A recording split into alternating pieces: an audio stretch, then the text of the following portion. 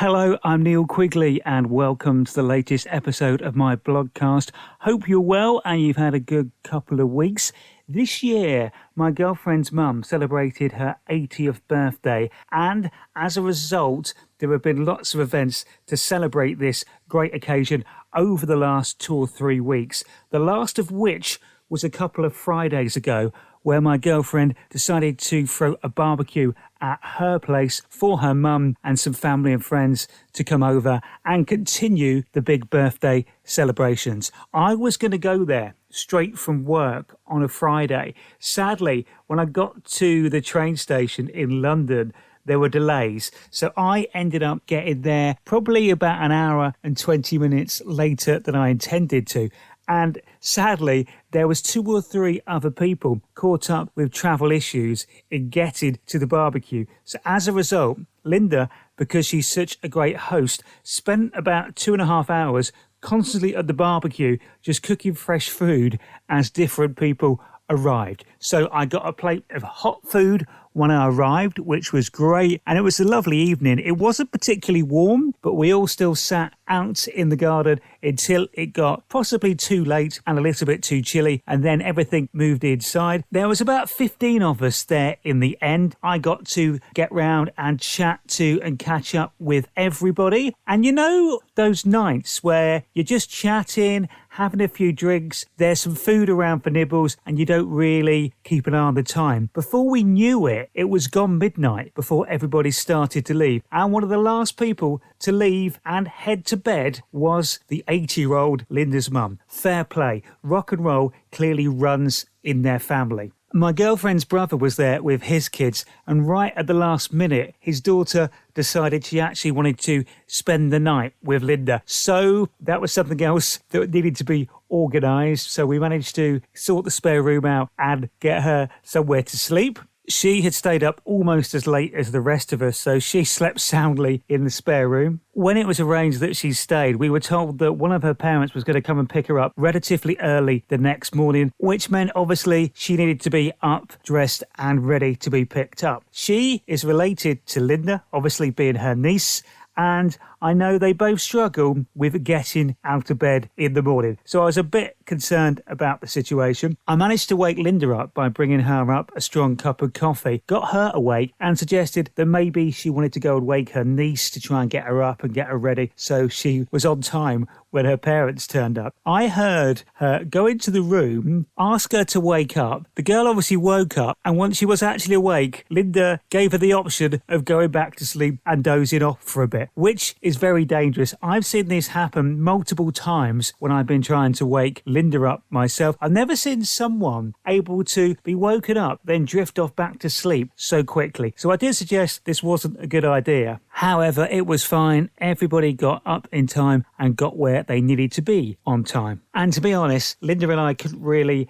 hang around too much in the morning ourselves. We had quite a bit to do. We've been going out now for just over 4 years, and our parents had never met. So the day after the barbecue, Linda had invited around my mum, dad and sister for afternoon tea, and she was determined to put on quite the spread. So she had spent most of the day before preparing various items, and she left herself quite a lot to do in the build-up to my family arriving. So it was a very busy Saturday morning stroke early afternoon because we had rounds of sandwiches to make, both gluten-free for me and, let's use the word, normal sandwiches for everybody else. She had specially made 4 separate fillings for all of these sandwiches. She'd made some gluten-free scones, gluten-free carrot cake, gluten-free sausage rolls and gluten-free quiche. So I could basically have the same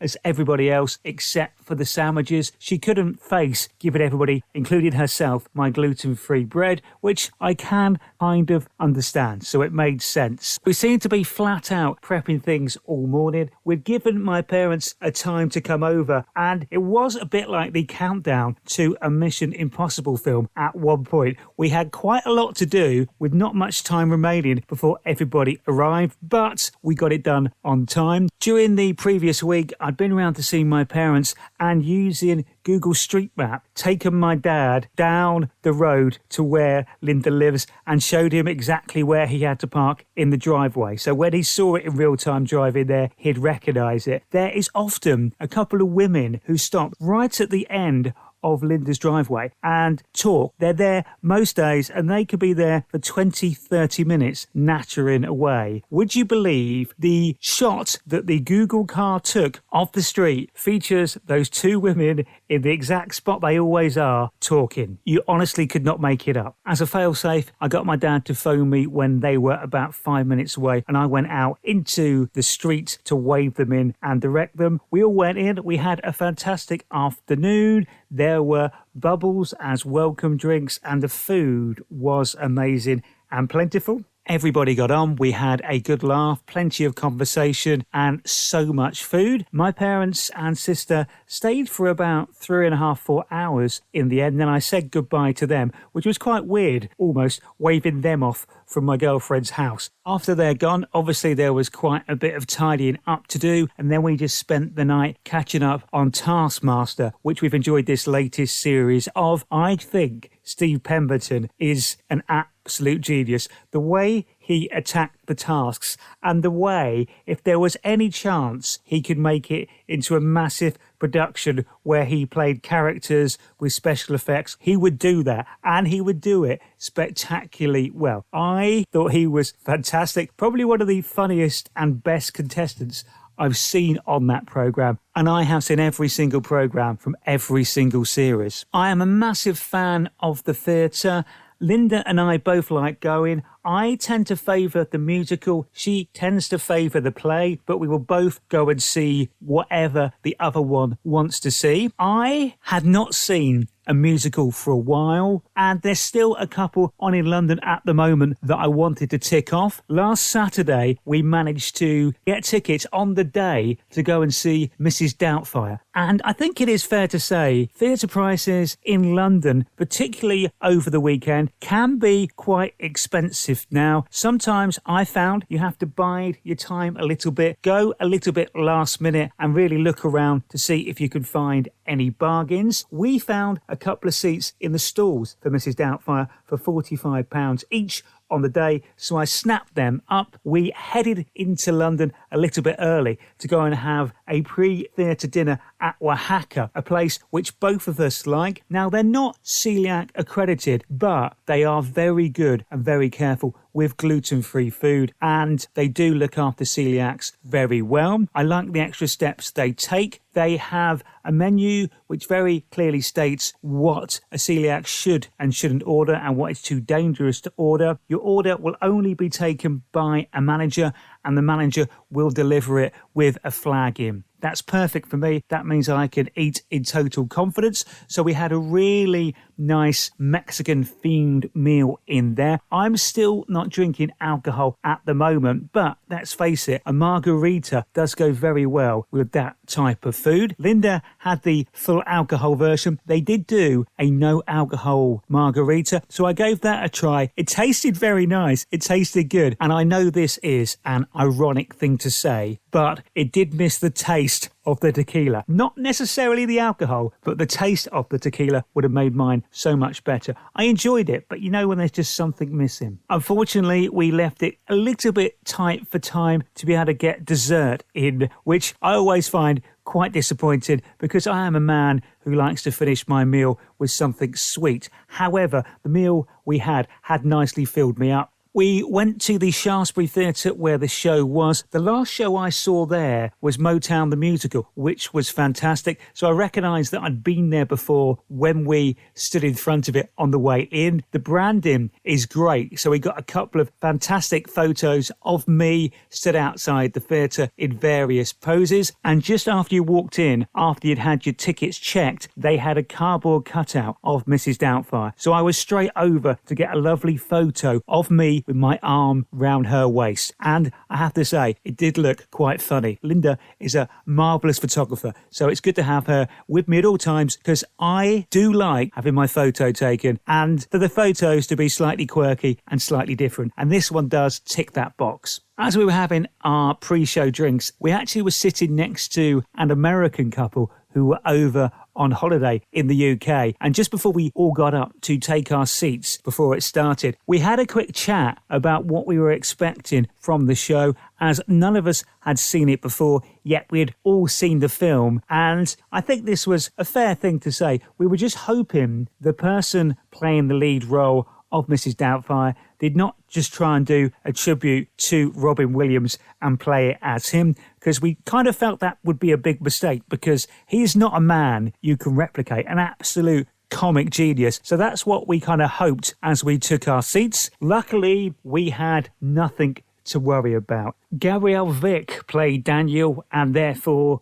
also Mrs. Doubtfire, and he was fantastic. From the first seconds when it starts that he's showcasing lots of the impressions and voices he could do. He has got quite some role. There's lots of fast changes. He's dancing. He's doing different voices. He's doing different accents. He is in almost every scene. I have seen him before in Avenue Q, and he was brilliant in that as well. And he is fantastic in this. The whole cast are brilliant. It does keep relatively true to the film, but there are some very good and very catchy songs in it, which add to it, and also some really good set piece scenes and some really clever stuff where they brought everything a bit more up to date, bearing in mind the film was made and released quite some time ago now. There's some very funny and very clever parody bits of modern life in this show. That's all I'm going to say, because I don't want to give too much away if you haven't seen it yet, but it is very much worth seeing. It's a great story as well. As with all musicals, you've got the light and shade, the happiness it gives you, all the emotions and lots of joy and lots of laughter as well. It is a very funny show and it just all works, I think, brilliantly on stage. Love the way they've done it and what they've done with it. If you haven't seen it, it is definitely worth going to see Mrs. Doubtfire. I would recommend it. Lots of fun. We had a fantastic time there. The evening flew by and the show finished just after 10 o'clock. Therefore, we actually managed to get home for about 11 o'clock. So you think, sensibly, what we do is, we've had a great night out. Let's just have maybe a cup of cocoa or a cup of tea in my case and get some sleep ready to face the next day. Oh no, when we got home, we managed to find two different things to watch series-wise. And then we also decided to watch Dermot O'Leary's interview with John Bon Jovi, because Linda is a massive Bon Jovi fan. I found that quite fascinating as well. It's quite clever what he does in that series, in that it's basically centered around archive footage they find of the person that Dermot is interviewing as it goes chronologically through their career, and he shows that to jog their memory, then sort of talks around that period in their career. It's very good. I know he's done quite a few with lots of different people now. I'll be honest, that's the first one I've actually watched and I really enjoyed it, so I probably will go back and try and catch up on the others. But we did eventually get some sleep. Although I didn't watch that many films as a teenager or even in my 20s or 30s, I did watch all of the Bad Boy films with Will Smith and Martin Lawrence. There is a new one out, Bad Boys 4, and last Sunday afternoon, with a little persuasion from my girlfriend, we went to the cinema to watch it in the afternoon. I quite like doing either Sunday morning or Sunday afternoon cinema trips nowadays, mainly because it's normally very quiet in there, so you can find your seat and chances are you won't actually be very close to anybody. You'll have plenty of space and you can just enjoy it, relax and watch the film. I had thoroughly enjoyed all of the three previous films. The chemistry between them is great. The action sequences are always fantastic. And then you've got that comedy running through it. Obviously, what you always hope with a new episode in a film franchise is that they don't mess it up. They keep all those elements that worked. And personally, I really did enjoy this latest Bad Boys film. Will Smith, Martin Lawrence, both on top form. The banter in between them, the way they end up getting themselves into all sorts of scrapes and and then getting themselves out of them. There's lots of nods back to previous films, and it does kind of interweave with the storyline that is run through those previous movies. It is cleverly done. The action scenes and the stunt scenes are amazing. We watched it in an IMAX cinema with the added bonus of the picture and the sound quality that you get from watching it in that room, and it was really good. Although there was obviously a quite big shootout scene at one point during the film, and they almost shot it kind of like a video game. You know, if you're playing a video game yourself and you're kind of looking down the gun yourself as you're playing, it was shot like that in various points, which kind of did work. I wonder if they've done that for a younger audience, because it will look very familiar to children who play lots of certain computer games, I imagine. It was a little bit far-fetched in places, but keeping with the style and the feel of that film, it just worked. I really enjoyed it. Had me chuckling away, but you got some great action scenes. If you're a fan of the previous 3 films, you will enjoy Bad Boys 4.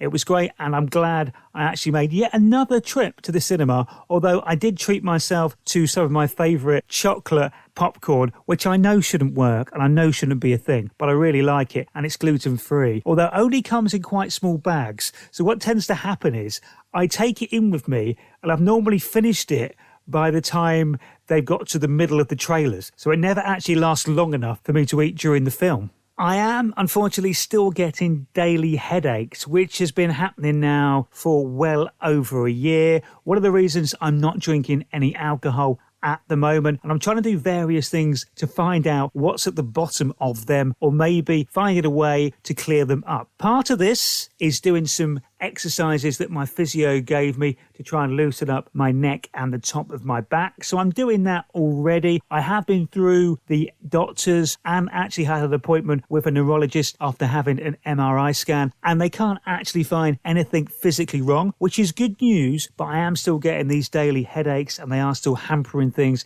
and just meaning really that I only ever feel like I'm doing things at about 80% at the moment, which is not ideal. Therefore, my latest idea to try and help with these headaches is to have some acupuncture. I found someone who does it in my town where I live, managed to organise the initial assessment and appointment last weekend. I went along not really knowing what to expect because I've never had acupuncture before. I was apprehensive, nervous, excited, but quite zen and chilled about it as well. I managed to find the building where she was based, not somewhere I'd been before in a town that I've lived in for most of my life, but I found it. The woman I went to was fantastic, exactly on time with the start of my appointment. The initial appointment you have is a 90-minute one, as she likes to find out about your medical history first and exactly what the issue is, because that can help her work out the treatment plan with the acupuncture. My medical history is quite long and varied, so it did take me quite a while to explain away all the operations, medication and various things I have, even though I do think I'm generally fit and healthy and do look after myself the best that I can. We got that sorted out, and then it was time to lie on the bench and wait for her to put some pins in me. Never had it done before. She did explain that it won't hurt, you might just feel some different sensations when the pins go in, but basically relax, it's all fine. Don't mind needles, but I don't like watching them go in, which is the same if I'm having injections or having to give any blood at a blood test. So I just didn't look and let her do her thing. She put a few of them into my hands and a few of them into my feet. In fact, possibly one around my ankle, it felt roughly. Didn't really look or see. It was quite weird because every time she put one in a different place, it was often a quite different sensation initially when they went in. And then soon after, you completely forgot about them and didn't even realise they were there. Obviously, I've only had one session, so it's very early to decide whether it's helping or not, but I've already booked myself in for a follow-up appointment, and it seems like it'll be something we try once a week for maybe the next 4 to 6 weeks to see how we get on. So I'm quite looking forward to it, very open-minded. I enjoyed, I think, the first session, so I'm looking forward to the next one, which will be next week. And hopefully, if it helps with the headaches, that would be absolutely fantastic. It's the Men's European Football Championships then.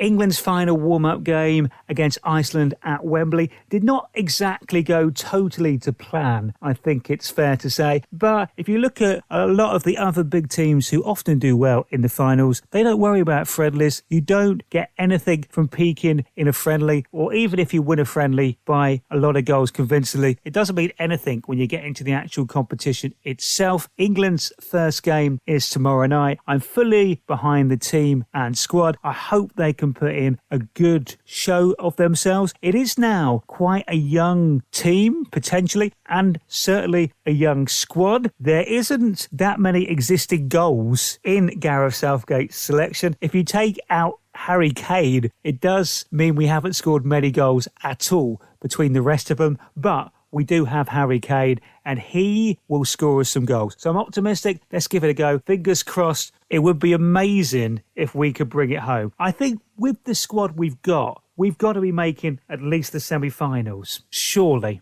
And just a reminder that you can listen to my radio show Saturday afternoons between 2 and 4 at radio9springs.com. That's it from now. Take care, look after yourselves and each other, please, and I'll speak to you soon. Bye-bye.